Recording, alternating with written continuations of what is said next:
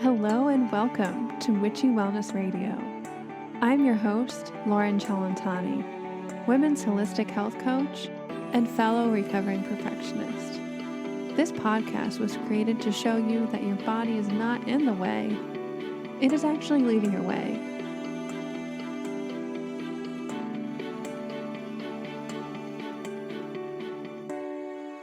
Hello, everybody. Welcome back to Witchy Wellness Radio, and I am your host, Lauren Chalantani, and you're listening to episode 54, Alcohol-Free and Euphoric with Karolina Rzadkowolska. Do you ever think that you should question your relationship with alcohol?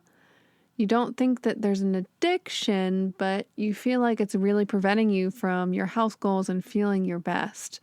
Well, my friends, this episode is for you. Today, our guest, Karolina Rzadkowolska from Euphoric AF, or alcohol-free, helps us drop that stigma of alcohol-free living and share major truth bombs behind why our bodies always feel like crap after drinking. Karolina is a transformation coach who works with healthy and soulful women who want to transform their relationships with alcohol. In this episode today, you'll hear life without alcohol, being sober curious. Can you actually be healthy and still drink? Alcohol's negative side effects not only on your brain, but your body and emotions. Social pressures of drinking. Why do you wake up in the middle of the night every time like clockwork after drinking? How to live your best life. Drinking as a coping mechanism. Our culture of distraction, and so much more. Without further ado, please enjoy episode number 54, Alcohol-Free and Euphoric with Karolina Rzadkowolska.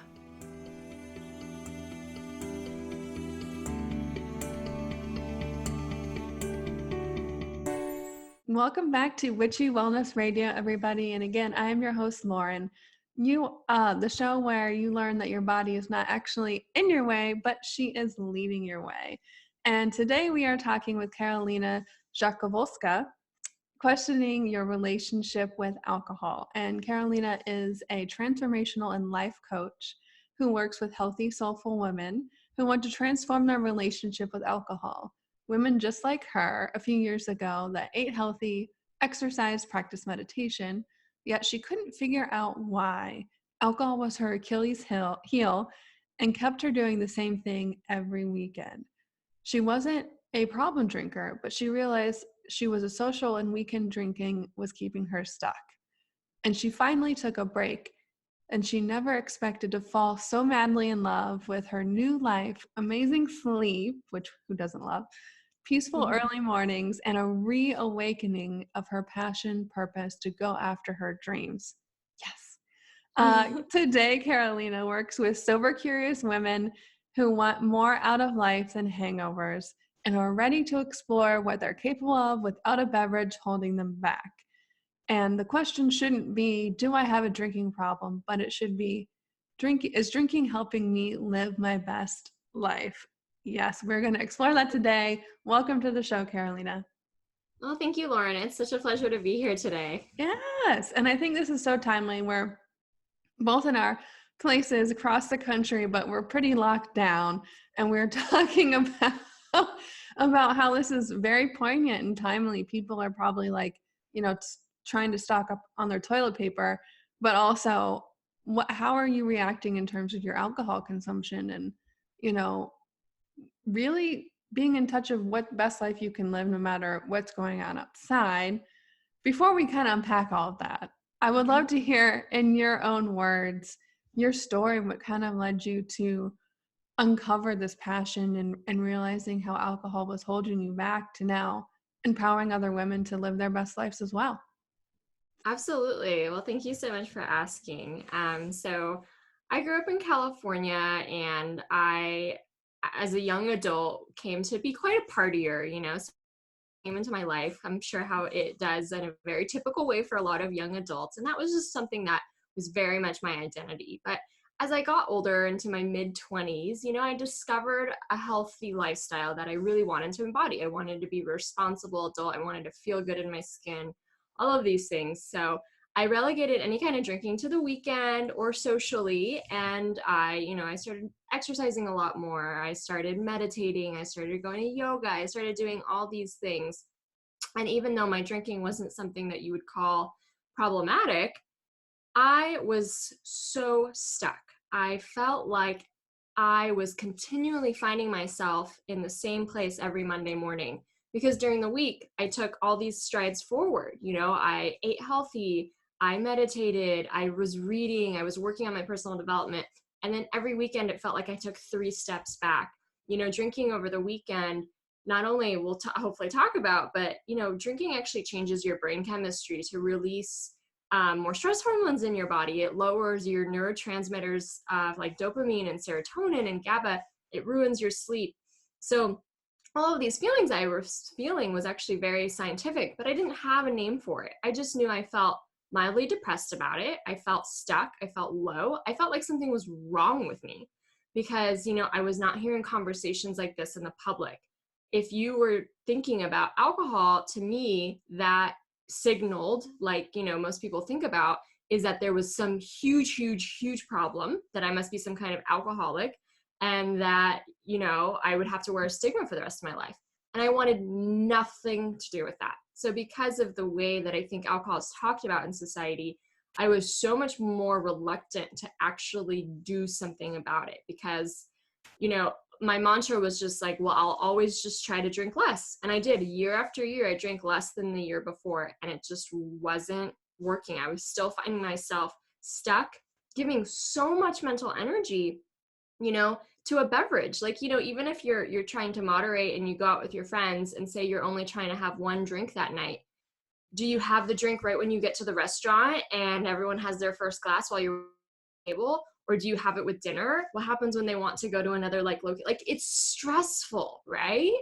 And that's like a benign kind of scenario. How many times do we not follow our intentions when it comes to alcohol? And it doesn't mean that something's inherently wrong with us or that we have some kind of issue. Alcohol slows down your cerebral cortex. It makes it hard to make decisions, and you get decision fatigue. So I know so many women now that I'm, talking about this openly, they're in the exact same boat. Of course they have intentions around their drinking, and then it kind of just gets away from you. And it starts to feel like you keep repeating this thing every weekend, and it just, I think, lowers your ability to live the healthy life and to really find yourself growing because you're constantly kind of pulling yourself back. So I was about 30 years old when I was just really getting kind of sick of this loop I was on. And I heard of Dry January. And basically Dry January, it's getting bigger now, but it's a health campaign in the UK to just give up alcohol for the month of January and focus on your health. And to me, it was a godsend. It was like, finally, I can take a break from alcohol. No one has to assume there's any kind of problem. And I can just focus on my health. And I was so relieved at that because I had taken breaks from alcohol in the past, but it was always the social event that was my Achilles heel. It was always like, well, I have to go to this wedding and I have to go to this party and I can't just not drink there. What will they think, right? My mind was obsessed with what would they think all the time. But finally, Dry January came around. I was so relieved to try it. It wasn't necessarily easy, but my mind was focused on the positive. My mind was already understood the merry-go-round that I had been living on for years, trying to balance a beverage that really doesn't make for balance. And I honestly really just fell in love with the lifestyle. I experienced actual happiness by finding it not with outside of myself, right? Like waiting for a beverage to entertain me on a Friday night, but actually finding my own joy and fun.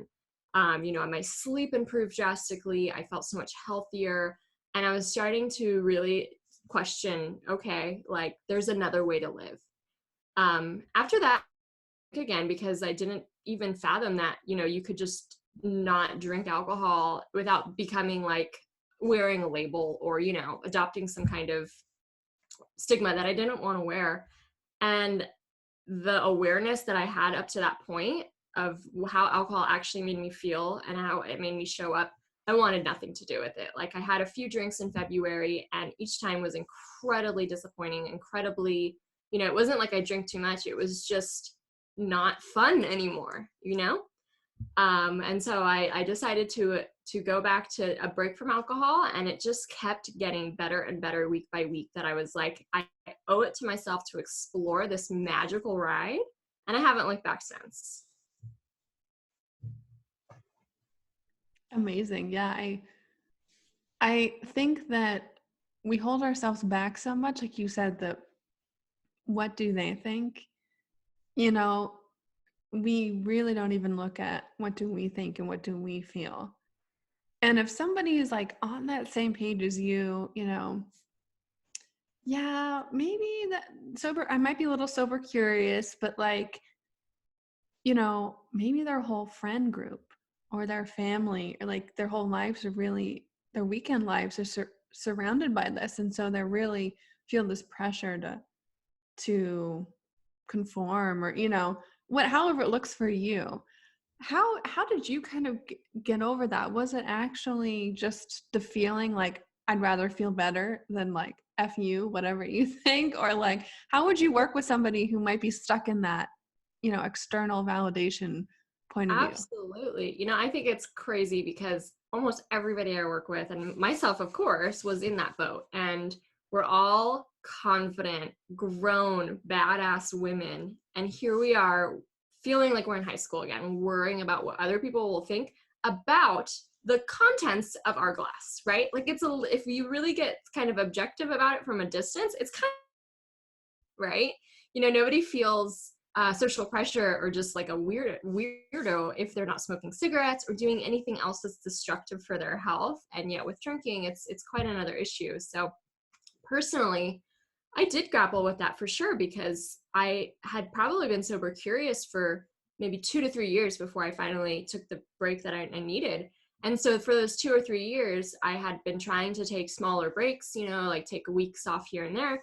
And it was always the social pressure that got me back. And then once you have a birthday, then you might as well have some Netflix and wine, right? Like, it just didn't work for me. And so when I was taking my break, I was finally like really invested to see me play this out. And I was getting such pride and confidence about it because, when you set an intention and you actually follow through with it, that is the most incredible feeling in the world. And especially if you're used to letting yourself down in an area, it slowly crumbles your self-esteem. It really does, So by actually not breaking promises to myself and showing up every single day the way I wanted to, I woke up the next day feeling loved and respected by the past version of me, which is never true when you drink the night before. Never. And that built pride and confidence. Like, I remember I hit 50 days without alcohol. And, my entire identity before that was someone who drank to have fun or release stress. And when I hit 50 days, I was like, who is this woman? I don't even know her. Like, I'm so amazed that I did this. And that pride and confidence started to spill out into my social life as well. I was actually becoming a little defiant, a little rebellious, to actually be like, you know what, I'm not drinking and it feels really good. And to actually start sharing that with other people. And I think when you own your story and you own how radical it is to choose your life, to live it for your well-being and not for societal expectations, really there is like a subversive radical self-love within that. And that was really what kind of helped me grapple with that and come to, be proud of sharing with other people. It didn't start like that. At first I would just say, I'm not drinking for some excuse or whatnot. Of course, it was baby steps to get to that point. But there even came a time when I always recommend drinking mocktails or any other kind of non-alcoholic alternatives. And anytime I had one, I wanted to talk about and say like, hey, this is actually a mocktail or a non-alcoholic beer, because I wanted to share. And I didn't want people to assume that I was drinking. I was so proud of it. So I really found the rebelliousness within me to stand up for myself. I love that, the rebelliousness. And for me, we all have different parts in our lives that are opportunities for us to learn to show up for ourselves. And the word I think is like self-reliant or resilient of, you know, I am my own being, my own creator, I'm my own person. I can make the best decision for me because even if there's experts or doctors or whatever, I have the best knowledge of how I feel in my body. And look at the diet industry. Some diets work for some people and really don't work for other people. And I think the same thing goes with alcohol. It's like, what kind of life do you want to live? How do you want to feel in your body?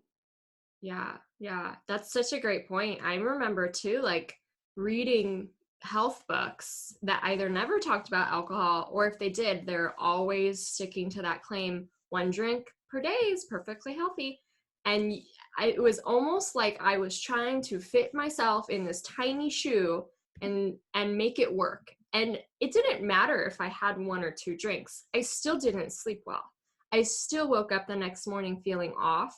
I still felt a little low in anxiety the next day. I still felt not amazing like my best self. And so I think that's so true what you just said. It doesn't matter, what it looks like externally or what like any kind of recommendation is. And it matters how it makes you feel. And if you know that you feel better and you sleep better and you feel more alive, with a certain lifestyle, then that's your intuition telling you something. And I'd also like to point out that nowadays those recommendations are actually getting very much debunked. We actually have more studies and more science coming out that shows that there's actually no safe amount of alcohol, and that drinking the very least possible, if not at all, is the healthiest thing you could do for your body and your brain. Okay, so I'm a science nerd. I love the science behind like meditation and stuff like that. But I want to hear more about it in terms of alcohol and the consumption in the human body and brain. I know for me, I feel I'm the same way as you, is like I'm more prone to anxiety and depression, and my diet and my lifestyle and alcohol really affects that. Even if I have one drink the next day, I'm like, oh wow, like this wave of depression floods over me. So please enlighten us of all the nerdy facts behind what's actually happening. Absolutely. So when we drink, it releases artificial levels of dopamine in our brain. And that becomes kind of like a new high standard, into the point where our receptivity to natural dopamine in our lives, like from other beautiful pleasure with a child or eating ice cream or being out in nature, they just don't register as high anymore because our brain is used to this artificial surge. So basically what that means is that drinkers become more apathetic to daily life and then only feel highs when they're drinking. And that's just changes in your neurochemistry. Alcohol also lowers your levels of serotonin and GABA, which are other neurotransmitters that are responsible for making us feel happy and calm. At the same time, it also induces your body to release stress hormones. Because alcohol is a depressant, it induces your body to release stress hormones to combat it. So if you've ever had maybe you've had a few too many on a night and you woke up at like 4 a.m. really thirsty and your heart's kind of racing, it's because the depressive side of alcohol wore off and those stress hormones are really surging in your body. And even after just one drink, right, that's mildly still happening in your body the next day. And anxiety is a real term, right? It's that kind of anxiety that we feel. It's not just feeling ill, it's worrying more, it's feeling more doubt about yourself and your choices, and just kind of like not feeling good, feeling like you're doing something wrong, and it just doesn't feel right in your body. And especially, if I think I drink almost every weekend, and I think that's a very normal social kind of way of being for 20 and 30-year-old women. Those stress hormones and the way it changes your brain, it actually takes a few weeks for that to rebalance. So if you drink every single weekend, which I had since I was 18 years old, you're never allowing your body to rebalance and kind of go back to your natural state. So I personally had no idea what my mental state felt like as an adult. And when I got to about a month off alcohol, all of that really did rebalance in my brain. And it was a surge of happiness that I experienced, like the most giddy feeling. I felt like I was falling in love. I would go on walks and just stare at the clouds and the trees and feel like so alive in the moment. I felt so much awe and magic. And it was like I was finally alive again. You know, alcohol also dulls your senses and slows your brain down. So it's just all of this stuff starts finally getting a chance to really come back to its full capacity and function the way it was meant to function. And it feels like you're feeling fully alive again. Of course, like the newness can wane a little bit, you know, but I think when I was really grappling with whether I wanted to go back to drinking or not after a few months. And I just knew that those feelings of appreciation, awe, and magic would go away the second I had a drink. And I just asked myself, for what? I've had a beer like 1,000 times in my life, if not more. I've been there, I've done that. I know exactly what it feels like. I know exactly how low I feel the next day. I know exactly what disappointing it is after, 20-minute buzz, and then the rest of the time, it just isn't that great, and the next day feels not that great. I had no idea though what it felt like to continue exploring alcohol-free life, and it transformed so much more than just my mood and my daily levels of joy. It transformed my entire purpose and passion. I finally rediscovered my dreams again and went out to chase them. Yes, and we love that. And that's why I love having like beautiful people like you on the show that just like you feel that passion, you feel transformation, that the hero story, if you will. And like that inspires me and hopefully all the listeners too is, my story might be different than yours or their listener story might be a little different, but we learn from those stories and those experiences and we can reflect like, huh, maybe that 20-minute buzz really is the not worth it, like oh yeah, I do feel that way the next morning, or oh yeah, I end up waking up at 4 a.m. with stress hormones surging through my body. That awareness, the way that you talk about this to me is like building this self-awareness in life, right? Mm, It's how yeah. meditation helps you become more, it's called metacognition, is building this muscle of intuition, but also to observe your emotions and your thoughts and your behaviors from this like higher perspective as of an observer without that attachment, to be more level-headed. Like, yeah, for me it's with a lot of gluten and dairy with my life. I go in and out of that, and I'm not allergic to any of those at all, but they have similar effects to me emotionally in my gut Yeah. biome, as Yeah. how you kind of talked about alcohol. And I'll have gluten hangovers. Like the next day, I will feel brain fog. I just feel hungover and it just can't, I'm not clear. And I had to like look at it like what you're saying was what that few minutes of like that treat to the whole next week is like, it's not worth it for me if I want to be my biggest and best self. So, you know, learning to look at your life, almost audit your life, not for the negatives, but like, what are we holding on to and that's holding us back? Because when we can let go of those things like alcohol or gluten or whatever it is for you, we're allowing so much more to come in, right? We can only, we're only can hold on to so much. Why don't we hold on to the good, right? Absolutely. Absolutely.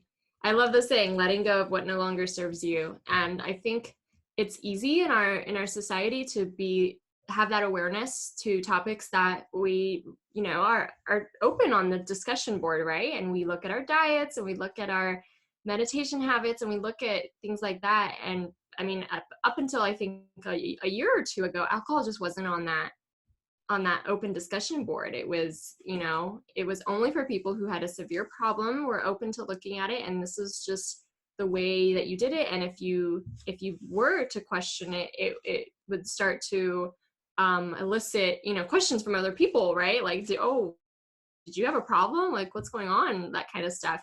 And I love the way that you phrase the awareness thing, because I think not only getting aware of like how it makes you feel, listening to that intuition that's really telling you. I think we have guides that are so much stronger than our egos, right? That just in the moment want to do what's safe and comfort zone behaviors, right? And what other people expect us to do and what society expects us to do. And yet there's that wise voice inside of us that, we can sometimes tap into. And it's not like ultimatums. It's just like, hey, why don't you explore this? Why don't you explore these feelings and these emotions? And I think what was really critical for me as well was there's the work by Byron Katie, and it basically has you observing your thoughts, but then actually asking yourself if they're fundamentally true and if they're serving you. And I think we have all of these thoughts and beliefs that are wrapped up with alcohol. A lot of them are given to us from society, and then we absorb them from our own experience as well. Thoughts and beliefs that, drinking is fun, drinking relaxes me, drinking helps relieve stress, drinking is normal in a social situation, drinking helps me socialize, drinking helps me sleep, all of these things that people might believe or think about alcohol. And it's actually a really interesting and eye-opening experiment and process to take every single one of those beliefs that you might think, any reason why you could say, I like to drink, take it, put it on the pedestal, and ask yourself, does this thought serve me? And is it actually fundamentally true? And when you start to learn a little bit more about alcohol, you can start to really disprove these things. For a long time, I thought alcohol, I'm an introvert and I grew up shy. And, alcohol, when I first started drinking in my high school and college years, it helped me turn into this extroverted butterfly. And yet, by the time I was 30, I was so insecure anytime I drank. I was worried if I buzzed. I was worried if I had wine on my teeth and my lips. I was in my head all the time, all night, thinking about it. And because I was using alcohol to socialize for so long, I never got to use my muscle to learn how to socialize without it, right? And so this belief that it helped me socialize was actually not true at all. I became way more insecure, way more in my head, way more disconnected with other people. And when I removed it, yes, there were new territory I had to master, but I think any challenge is really what makes us feel fulfilled. Learning how to socialize without drinking was an incredible practice that I kept practicing and practicing.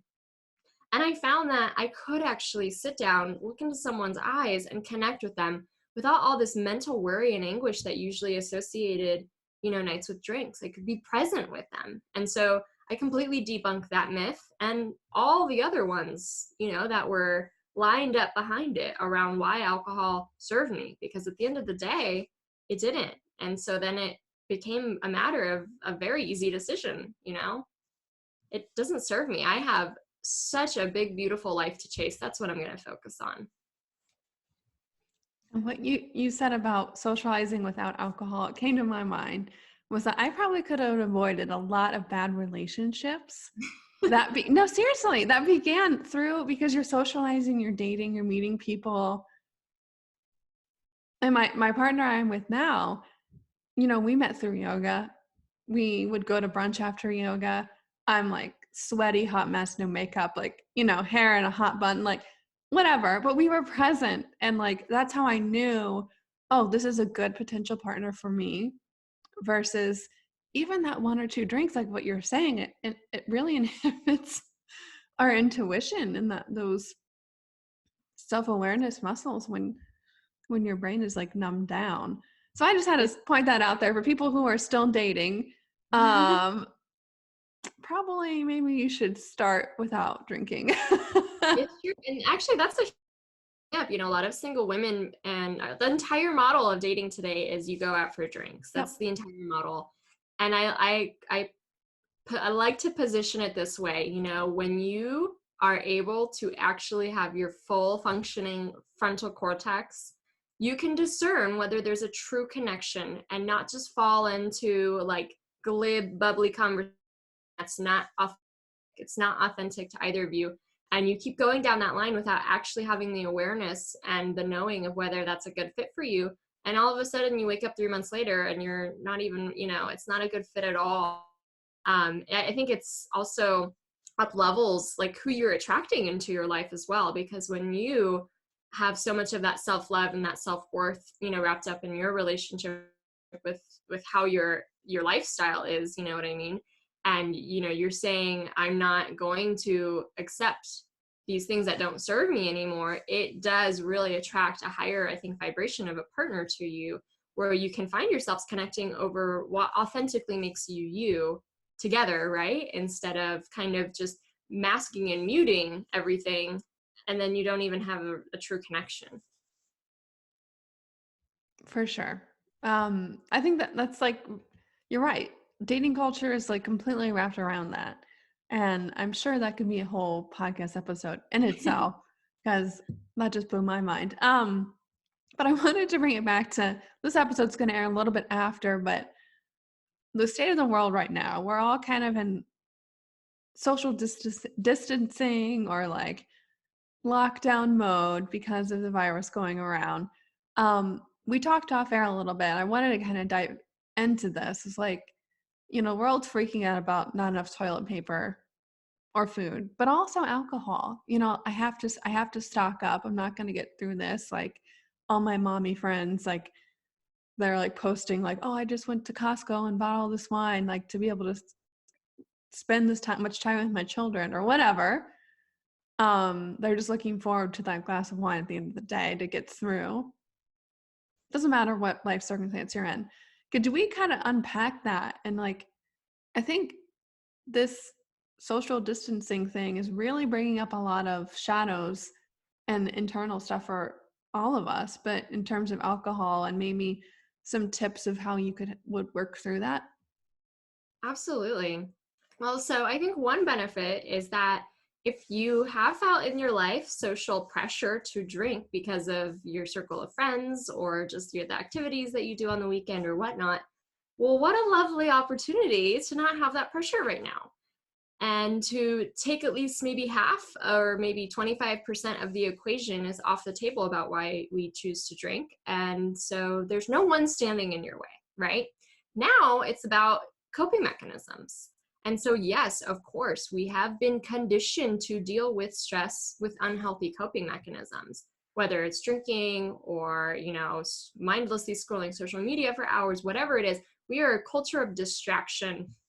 And so I think this is actually a great opportunity to turn within and to focus on a lot of personal growth during this time. Or you can disintegrate in the couch with a bottle of wine and Netflix. Like you get to choose, you know what I mean? Which path did you decide to take with this opportunity really to turn within and to do a lot of personal growth? So as a coping mechanism, alcohol is always something outside of you that you're reaching for that you hope will make you happier. It's a quick fix and it doesn't really fix anything. And if you did kind of the work around, really analyzing your thoughts, okay, a drink maybe mutes the edges of like a rough day with your children or whatnot. And then what? Do you sleep well? Are you prepared the next day to take on the challenges? Did you process any of those emotions that you were going through? No. Is your stress compounded the next day because you probably didn't, not only you didn't process your emotions, you didn't do any of the to-dos that were stressing you out. It just makes everything worse. A lot of unhealthy coping mechanisms function in the same way, but alcohol is a double whammy because it actually affects you mentally and physically to make all that stress a lot worse. A lot of people drink because they think that it relaxes them, just like I did. And yet when you really learn about the science of alcohol, how it releases the stress hormones, and how you yourself cannot actually healthily process these emotions, they function just as toxins in your body as well. And the next day you're just feeling the funk. So how do we process tough situations, right, without looking externally is probably one of the most challenging and yet incredible growth opportunities will ever be presented. And it's really asking yourself, do I want to become in control and reliant to build up my own resilience to handle life? And when you start to exploring that question, it's never fixed, right? It's a constant journey that we work on every single day. But when you really start introspecting and using journaling as a method, right, to handle these things, using other healthier coping mechanisms like exercising or maybe some more yoga or meditating, or even like honest connections and with the people that you love, you can find processing these emotions in different ways. So I would challenge anyone who's listening to really start to question, does this habit actually allow me to cope better or not worse? And how does it actually compound a lot of the stress that I'm feeling? And am I curious enough to explore what it feels like to really become raw, right? And grapple with my feelings and learn how to handle them in healthier ways. They say that things come up to be healed, and that, when we go through something, feeling something the first time, it's intense. But every single time after that, you will become better and more adept at it. They actually say that alcohol lowers the gray matter in your brain and it shrinks your neurons, and it creates these highly rated pathways in our brain, the neural pathways that come to highly desire alcohol, because you have this habit and this routine and this mental kind of thinking about it that just sets down these highways, right? When you take a break from alcohol, though, not only does your gray matter grow within just 2 weeks, your neurons regenerate. And because you're exploring new ways of handling the daily stressors of life and ways of coping, you actually grow all these new neural pathways, right? Our brains are super neuroplastic. We can fundamentally change our brains, and you can change your thinking, right? So you grow all these new neural pathways, and all of a sudden, they have studies that show that people who struggle with drinking but then explored alcohol-free lifestyle, they're more adept at handling life. They have more self-control. They have more inner reflection because they're used to doing that kind of reflection, and have more awareness. So what a time right now to maybe hopefully aspire to that kind of achievement. Like, it's a beautiful thing to deal in healthy and aware ways when we're dealing with the stresses of life. And it's always a journey, but that's what makes it fulfilling. And I have to say, because I'm very critical of my own self, and that's something I've always had to work through day to day. And I call myself a recovering perfectionist. And don't get hard on yourself. Like, through the outbreak or any part of your life where you realize you should have, would have, could have shown up better. We can't change that. I can't travel back in time. Maybe you can, but it's building that. Okay, maybe I didn't show up the best I could. Even little step could I do today? How can I Absolutely. start walking towards the other direction? So I just gotta say, like, 'cause I'm sure, I mean, myself included. Yesterday I've been home for like 5 or 6 days now.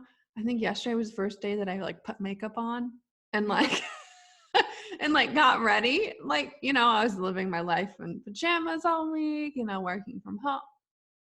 But like, I'm like, all right, Lauren, if you're gonna have to stay home, let's like get your shit together.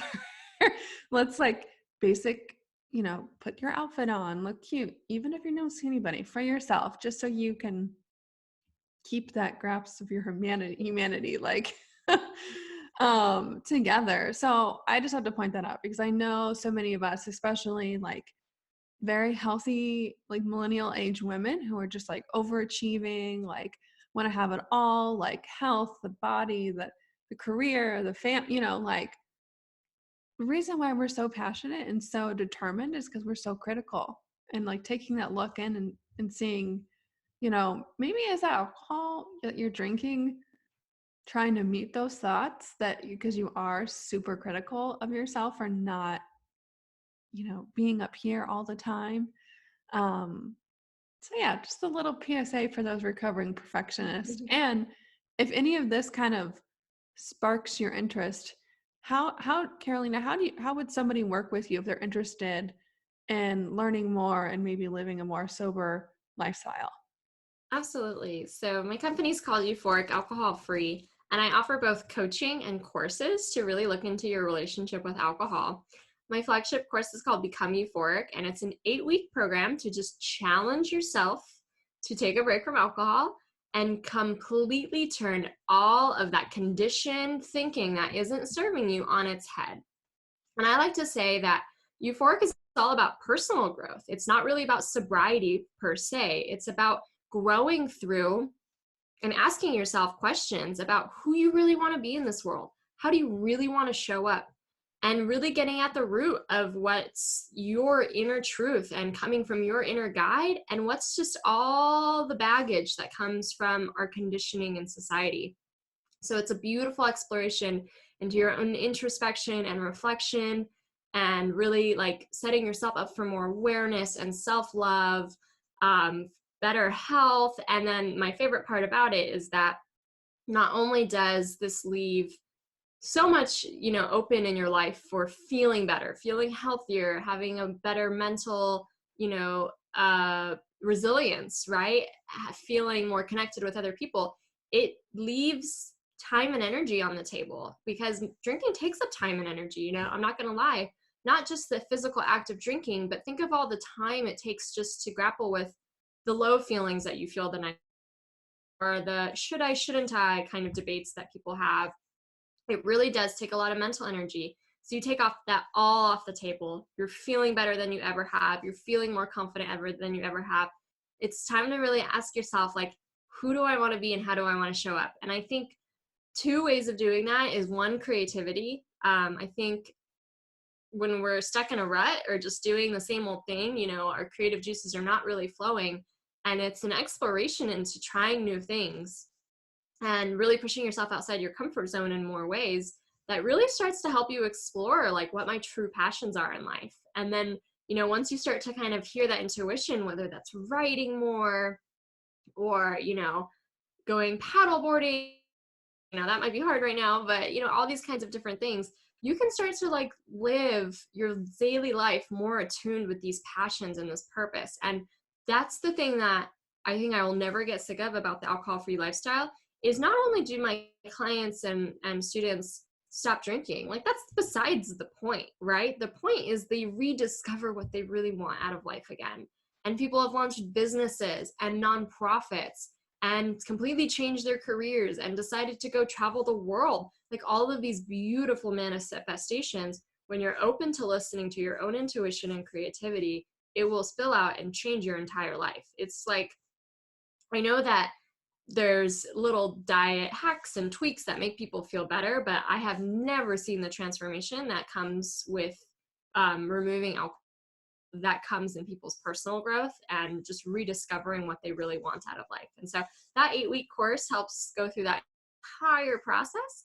And then I also love to work one-on-one with women who literally want more out of life. Like I I never came to this because there was a huge problem. I was stuck, right? But it wasn't so stereotypical like you would hear in the stories. And I think that so many people find themselves in the exact same shoes, and we just want more out of life. We want to grow our vibrancy. We want to find more meaning in our lives. We want more connection. And so I also work with a handful of women each month on just really engaging in their personal growth, really looking at their relationship with alcohol, and really expanding the limits of what is possible for their life in one-on-one coaching. Awesome. Both sound amazing. I'm like, yes, please sign me up. Yeah, because in any life change, you're right. It's not about not drinking alcohol. It's about what you can gain through all of this, and who are you going to become in the process. Which is so beautiful. I have to remind myself all the time, because it's a person with a lot of goals, a lot of passion, a lot of drive, being content with where we are right now. And it's who I have to become to get to XYZ. That's the point. It's who are we being and becoming. So with that, did you have anything else that you wanted to cover or talk about today before we start to wrap the show up? Yeah, well, I mean, I think if anyone's ever questioned or just, felt like that Friday night out just kind of ruined their whole Saturday yoga plans, and just like feeling how they really want to feel, listen to that voice. Your inner voice in life will never lead you astray. And I think when you take away the baggage and you take away the things that actually dull your clarity and your connection with your inner guide, when you can really hear it loud and clear, it will never let you down. It will never lead you astray. It will lead you out of your comfort zone, though. So if you are used to doing things that maybe aren't the most healthy for you, or just are very what you've done forever, it won't feel safe at first. And a lot of people, the analogy, like you have to take a jump, you have to take a leap off that cliff, and you have to trust and have faith that it will turn out, especially even if you're taking a short break from alcohol and you're on day 6 and you feel a lot more, stress and anxiety over it than happiness yet. Like you have to have that faith that this jump is like leading you in the right way. So I think taking a break from alcohol is an excellent, excellent experiment. It does not ever have to be a life sentence. You get to decide. But if you've only lived your life one way, right, with the weekends out drinking and the wine at home and whatnot, what's there to lose by just exploring a break from alcohol? I always recommend about 60 to 90 days is amazing, but literally even 30 days will change your life. And they even say it. I don't know if this is hopeful or not for some people, but they say 80 to 90% of people who do take a break from alcohol never go back, because it is like it's the most incredible feeling of being fully alive. And isn't that what we're all looking for? For sure. Getting outside of the comfort zones, trying things new, because I think of the phrase of nothing changes, nothing's going to change. The definition of insanity is doing the same thing over and over again, thinking something's going to change. It's not. So why not? I like the word sober curious for people, like the curiosity, because that to me embodies the way that we should all be living our lives is curious. Yes. Let's try this. Why not? Let's try this, something new. So yeah, thank you, Karolina, for coming on the show. I learned a lot.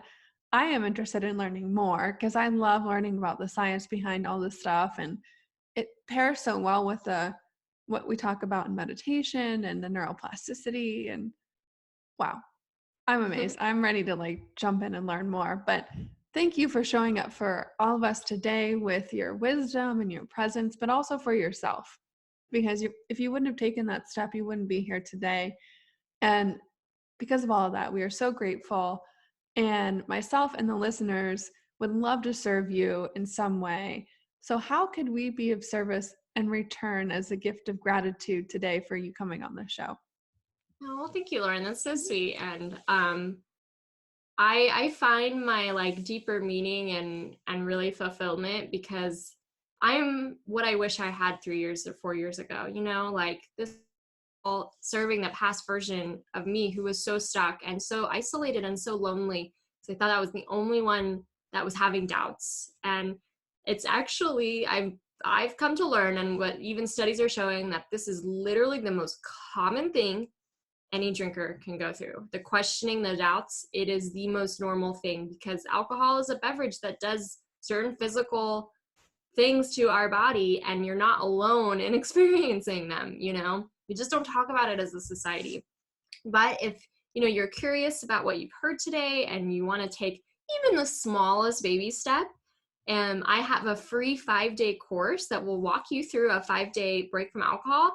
And what's most important, I think, it's not just the behavior change, because I think when we just our behavior, it feels like deprivation. It feels like we're missing out on something. It really isn't about changing the behavior. It's about changing your mindset to really come to understand, why do I even crave and like alcohol in the first place?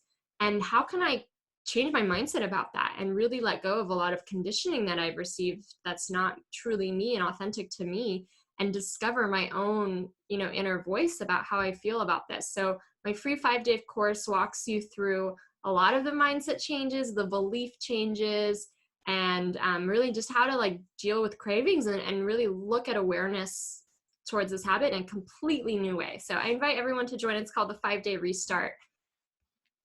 Awesome. And what a better time than now, really.